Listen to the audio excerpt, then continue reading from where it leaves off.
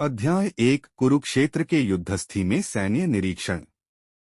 श्रल्लोक 26। तंत्रापश्यत स्थितान पार्थ पितृनथ पितामहान् आचार्यान् मातुलान् भ्रातृन् पुत्रान् पौत्रान् सखींस्तथा श्रवशुरान् सुहृदश्चैव सेनयोरुभयोरपि। हिंदी में अनुवाद। अर्जुन ने वहां पर दोनों पक्षों की सेनाओं के मध्य में अपने चाचाताओं, पितामहों, गुरुओं, मामाओं, भाइयों, पुत्रों, पौत्रों, मित्रों, ससुरों और शुभचिंतकों को भी देखा। तात्पर्य: अर्जुन युद्धभूमि में अपने सभी संबंधियों को देख सका। वह अपने पिता के समकालीन भूरिश्रवा जैसे व्यक्तियों, भीष्म तथा सोमदत्त जैसे पितामहों, द्रोणाचार्य तथा कृपाचार्य जैसे गुरुओं, शल्य तथा शकुनी जैसे मामाओं, दुर्योधन जैसे भाइयों, लक्ष्मण जैसे पुत्रों, अश्वत्थामा जैसे मित्रों एवं कृतवर्मा जैसे शुभचिंतकों को देख सका। वह उन सेनाओं को भी देख सका जिनमें उसके अनेक मित्र थे। श्रल्लोक 27। तान समीक्ष्य स कौन्तेयः सर्वान् बन्धून्वस्थितान् कृपया पर्याविष्टो विषीदन्निदम्ब्रवीत्। हिंदी में अनुवाद। जब कुंती पुत्र अर्जुन ने मित्रों तथा संबंधियों की इन विभिन्न श्रेणियों को देखा तो वह करुणा से अभिभूत हो गया और इस प्रकार बोला। श्रल्लोक 28। दृष्ट्वेम स्वजनम कृष्ण युयुत्सु समुपस्थितम सीदंती मम गात्राणि मुखं च परिश्रुष्यति। हिंदी में अनुवाद। अर्जुन ने कहा, हे कृष्ण, इस प्रकार युद्ध की इच्छा रखने वाले मित्रों तथा संबंधियों को अपने समक्ष उपस्थित देखकर मेरे शरीर के अंग कांप रहे हैं और मेरा मुंह सूखा जा रहा है।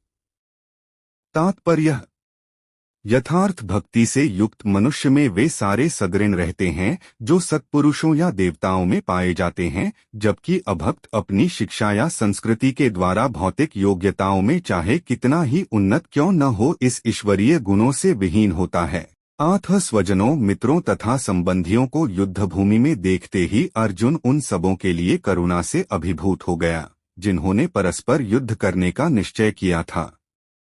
जहां तक उसके अपने सैनिकों का संबंध थे, वह उनके प्रति प्रारंभ से दयालु था, किंतु विपक्षी दल के सैनिकों की आसन्न मृत्यु को देखकर वह उन पर भी दया का अनुभव कर रहा था।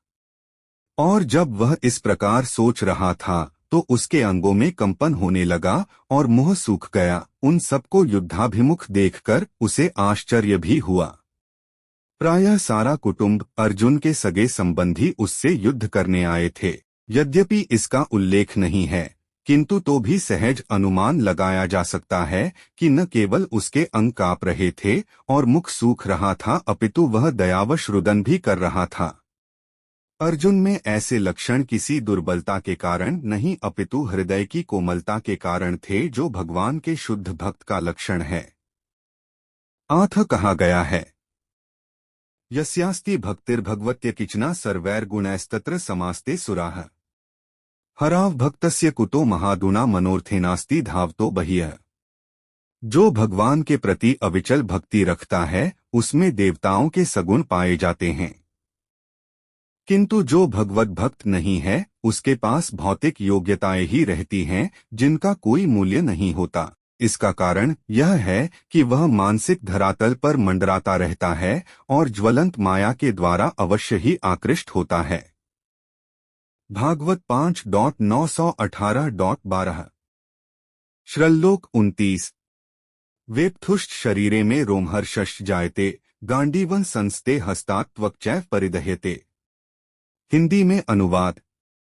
मेरा सारा शरीर कांप रहा है, मेरे रोंगटे खड़े हो रहे हैं, मेरा गांडीव धनुष मेरे हाथ से सरक रहा है और मेरी त्वचा जल रही है।